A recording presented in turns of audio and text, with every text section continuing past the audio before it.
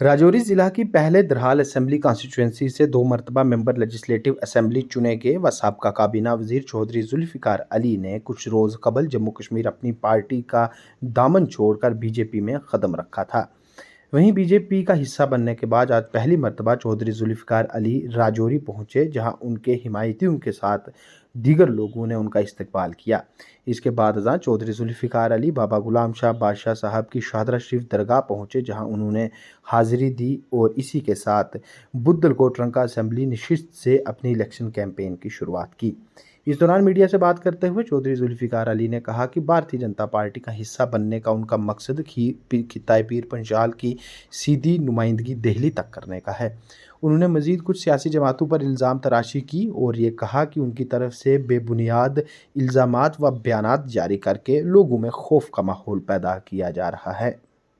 साल के बाद पहली बार जम्मू कश्मीर में इलेक्शन होने जा रहे हैं और जम्मू कश्मीर के लोगों को एक चुनी हुई सरकार मिलेगी, अपने नुमाइंदे मिलेंगे जो पिछले सालों से 10 सालों से रुके पड़े काम हैं। जब से यहाँ असेंबली टूटी, यहाँ पे गवर्नर रूल हुआ, तब से तमाम तर तामीराती काम जो है जिस तरह से मरकज़ी सरकार चाह रही थी वो लोगों के नहीं हो पा रहे थे, लोगों की मुश्किलात थी और एक चंद लोगों ने यहाँ पे एक लूट मार का माहौल मचाया हुआ था। तो मुझे लगता है कि ये हम सब के लिए खुशकिस्मती की बात है कि चुनाव ऐलान हुआ है, इलेक्शन होगा और आने वाले 1.5 महीने में जो है वो यहाँ पे सरकार बनेगी और लोगों के मसाइल जो है वो हल होंगे। जहाँ तक तल्लुक़ रहा आपने और बातों का आज आने का पूछा मुझे, तो उसके लिए मैं इतना कहूँगा कि आज कोई हमने रिसेप्शन नहीं रखा यहाँ पे कुछ नहीं।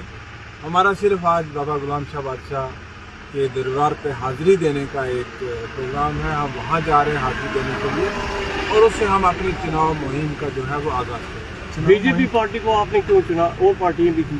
हाँ, ये बड़ी इम्पोर्टेंट बात है कि और ये क्वेश्चन मैं समझता था कि आप कहेंगे।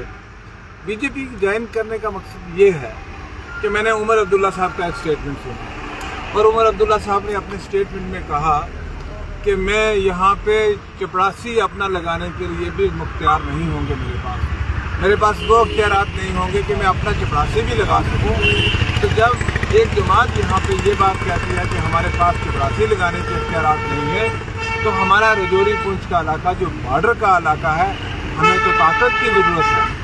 हमें ऐसी सरकार के साथ जुड़ना है जो यहाँ के लोगों के मसाइल हल कर सके, जो यहाँ के टूरिज़्म पोटेंशियल को एक्सप्लोर कर सके, जो यहाँ के लोगों की बेरोज़गारी दूर कर सके, जो यहाँ रेलवे लाइन ला सके, जो यहाँ एयर कनेक्टिविटी दे सके, वो जो लाभ बाकी स्कीमें हैं जैसे वो लोगों तक पहुँच रही हैं, जो उनकी एक अप्रिसिएशन है प्राइम मिनिस्टर मोदी की।